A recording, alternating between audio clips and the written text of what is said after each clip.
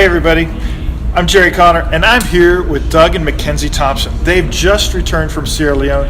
It's super exciting about what God was doing in their life, and so I want you to hear from them all about it. So Mackenzie, tell me, what did God do in your life? So he taught me a lot about boldness whenever I was over there. I've never been on a mission trip before, so this being my first one, going to a third world country was like super crazy. You get like culture shock, like everyone says.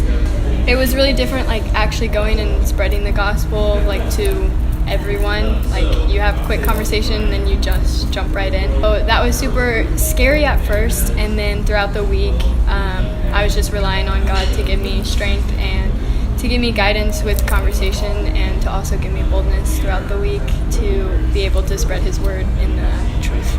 You said you found something kind of surprising as you went out there. What was surprising to you about sharing the gospel?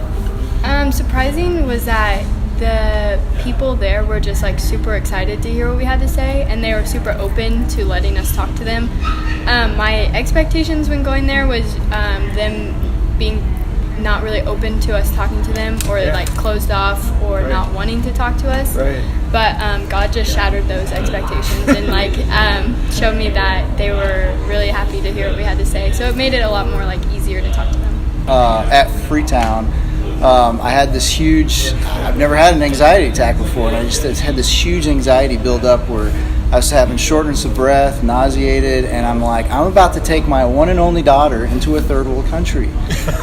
And so I kind of started panicking a little bit, and I just had to pause and pray and ask God to just get me through it, and prayed for the ease of transportation, which is very challenging at times, going through a country in West Africa. And he answered that prayer. I mean, immediately within the next 20 minutes or so, I'd settled down. Airport was simple this time.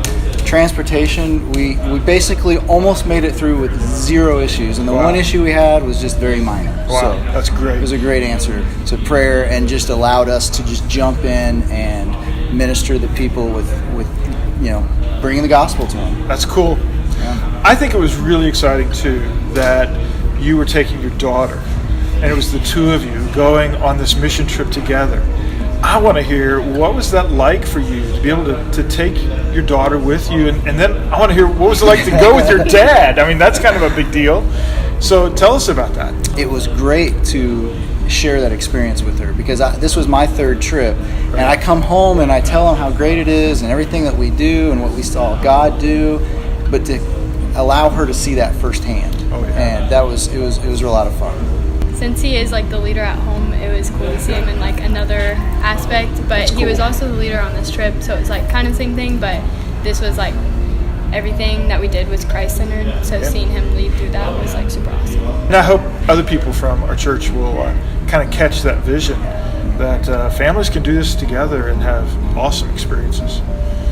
Well, what would be one last thing you want people to know about going to Sierra Leone? Why should somebody go and do this? Well, I think the biggest thing you find out when you go is, yes, it's different than the United States, and yes, it's a challenge to get there. But once you're there and you're in the mission mode, it is a great blessing. I mean, because you know that you're in God's will. You know that He wants us there. He wants us telling His good news to those that don't know it. And even better, though, is when you return and you realize all the stuff that you thought was important isn't really as important as you thought, and your stress level just starts going down just a little bit. And as you get used to the island life, it's that's the really positive thing about the way they live, is the stress levels are not near, they're there, but they're not as intense as it seems to get here in the States. For sure, yeah. We need to go because they need us. Like going there, just my first time, I already know that I want to go back, just because seeing them totally divulge in what we're talking about, seeing them do the stories right after we did them, having all of them draw in the sand when we would teach a story, they just they need us and they want us to come back, so I think that's reason enough. Yeah, sure. That's awesome.